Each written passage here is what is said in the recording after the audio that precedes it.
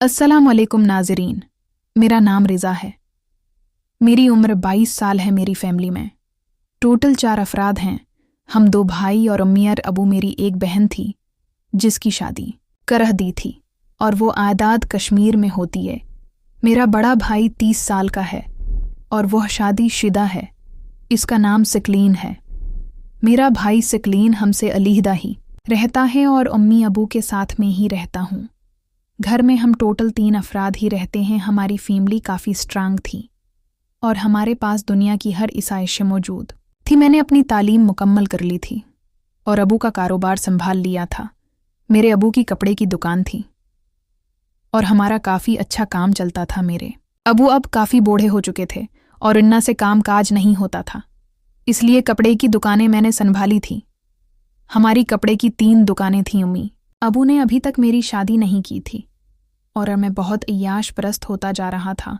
मैं दिन बदन लड़कियों के साथ मिलता और उन्ना से काफ़ी बड़े काम करने लग गया था। फिर अभी मेरी ख्वाहिश पूरी नहीं होती थी और मेरा ये इरादा था कि उम्मी अबू मेरी शादी कर दी या मेरी किसी ऐसी लड़की से मुलाकात हो जो मेरे लिए हर वक्त मैसर हो और जब भी मेरा दिल चाहे मैं उसके पास चला जाऊं। मेरी रहायश लाहौर की है और लाहौर शहर में ही हमारी अपनी जगह थी। हमारे घर के साथ है हमारे पड़ोसी रहते थे।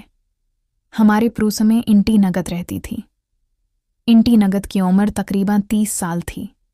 इसके 2 बच्चे थे और इंटी नगद के शौहर बाहर के मुल्क होते थे। इंटी नगद के घर इसकी सास और इंटी नगद और इसके 2 बच्चे ही होते थे। इंटी नगद के शौहर तो बाहर के मुल्क जाब करते थे। उस लिए इंटी भी कभार मुझे बिला लेती थी और मेरे से कपड़ा लेने भी होती थी।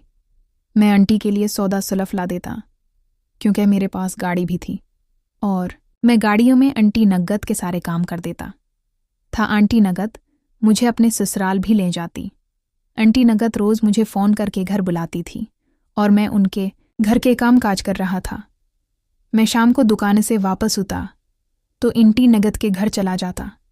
इंटी नगद 30 साल की खबरों आवर खूबसूरत नौजवान औरत थी और इन की खूबसूरती के पूरे मोहल्ले में चर्चे थे, लेकिन उनकी निकत नहीं आज तक किसी भी मर्द को लफ्ट नहीं करवाई थी और ना ही वो किसी लड़के के साथ ऐसा ताल्लुक बनाती थी क्योंकि उनके शौहर बाहर थे और मैं बहुत परेशान था कि न जाने क्यों उनकी नगद मेरे अंदर इंटरेस्ट नहीं लेती और मुझे लफ्ट नहीं करवाती। मैं ये भी सोचता था कि ना जाने कौन उनकी नगद की ख्वाहिश को पूरा करता है क्योंकि उनके शौहर तो बाहर के मुल्क होते हैं, इसलिए उनकी ज़रूरियात कौन पूरी करता होगा। एक दिन में शाम को 10 बजे दुकान से वापस आया तो इंटी नगद ने फ़ोन किया था कि रिज़ा घर आकर मेरी बात सुन जाओ। मैं उस दिन आंटी नगद के पास चला गया तो उनकी सास बीमार थी। मैं उनको हॉस्पिटल ले गया था। उनकी नकद भी मेरे साथ ही थी। हम हॉस्पिटल चले गए थे और आंटी नगदू की सास को वहाँ पर एडमिट करवा दिया था। अब वहाँ पर रहने के लिए मसला था।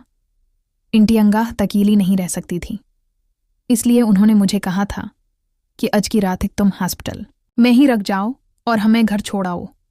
मैंने अपनी गाड़ी स्टार्ट की थी और इंटी नगद को उसके घर छोड़ने चला गया था। रात 12 बजे का टाइम था और मैंने अपने घर भी बता दिया था कि मैं रात को हॉस्पिटल में रहूँगा। आंटी नगद की सास हॉस्पिटल में है। मेरे घर वालों ने इजाज़त दे दी थी। मैं आंटी नगद को उनके घर छोड़ने गया तो इंटी नगद ने मुझे अपने पास बुला लिया था और अपने कमरे में ले गई थी। और इंटी अंगद ने बहुत खूबसूरत ड्रेस पहना हुआ था और वो बहुत इंतहा की क़यामत लग रही थी। मुझे उनकी अदाएं बहुत अच्छी लग रही थी। मैं आंटी नगद के पास चला गया था और आंटी नगद से फरमाइश कर दी थी कि अब बहुत खूबसूरत हैं। इंटी नगद कहने लगी थी कि तुम क्या चाहती हो। मैंने कहा था कि मैं आपके साथ वो प्यार करना चाहता हूँ। इंटी नगद भी मान गई थी। आवर मेरे साथ करने के लिए राज़ी हो गई थी। मैंने इंटी नगद की बैटरी में जब अपना चार्जर डाला तो मुझे काफ़ी मज़ा आया था। इंटी नगद की बैटरी बहुत तंग थी और मेरा चार्जर जब इसमें चला गया था तो मुझे काफ़ी सुकून मिलने लगा था। अब मैंने इंटी नगद से सुकून ले लिया था और हॉस्पिटल चला गया था। इंटी नगद की सास को 2 दिन बाद छुट्टी हो गई थी। अब मेरा जब भी दिल करता मैं इंटी अंगद के घर चला जाता था और इस सेवा सुकून ले लेता था। उसी बहाने से इंटी नगद मेरे साथ करने लगी थी। नाजरीन, अगर आपको ये कहानी पसंद आई हो तो वीडियो को लाइक कर दें। बहुत बहुत शुक्रिया।